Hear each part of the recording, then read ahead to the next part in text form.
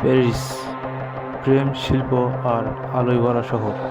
কিন্তু এই শহরের নিচে আছে এক অদ্ভুত ভয়ঙ্কর জগৎ, যেখানে নীরবে শুয়ে আছে লাখো মানুষের হাড়।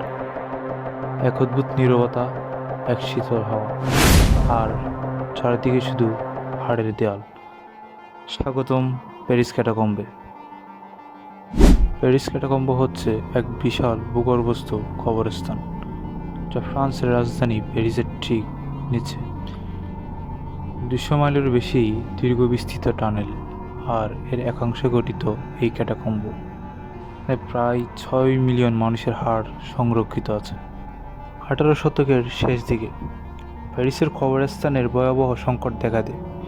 শহরের কবরস্থানগুলো অতিরিক্ত ভিড়ে পূর্ণ হয়ে যায়, ফলে দুর্গন্ধ, রোগ এবং স্বাস্থ্য সমস্যার সৃষ্টি হয়।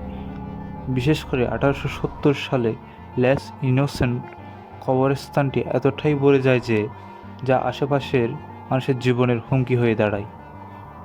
ফলে শহরের প্রশাসন সিদ্ধান্ত নেয় মৃতদেহগুলো শহরের বাইরে সরিয়ে নেওয়া হবে।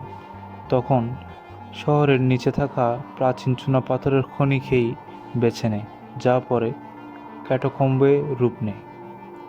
1786 সাল থেকেই রাতের অন্ধকারে পুরনো কবরস্থান থেকে হাজার হাজার কঙ্কাল এনে এই টানেলে রাখা হয়। শুধু ফেলে রাখাই নয়, শৈল্পিকভাবে হাড়গুলো সাজানো হয়। দেয়ালে কুলির শাড়ি, লম্বা লম্বা হাড়ের প্যাটার্ন, এতে ভয়ঙ্কর এক সৌন্দর্য সৃষ্টি হয়, যা আজও দর্শকদের শিহরিত করে। প্যারিস ক্যাটাকম্ব শুধু কবরস্থানই নয়, রহস্যের এক জগৎ। বলা হয় অনেক টানেল এখনও অনাবিষ্কৃত, গুজবে আছে এখনও গোপন সভা, গুপ্তচরদের মিটিং, এমনকি অদ্ভুত কাল্টদের রিচুয়াল হয়েছে। কিছু মানুষ বলেন রাতের বেলা ক্যাটাকম্ব গেলে কঙ্কালগুলোর মধ্য দিয়ে ফিসফিসানি শোনা যায়, যেন মৃতরা এখনও কথা বলছে। আজ প্যারিস ক্যাটাকম্ব একটি জনপ্রিয় পর্যটন কেন্দ্র হলেও এর একটি ছোট অংশই দর্শনার্থীদের জন্য উন্মুক্ত।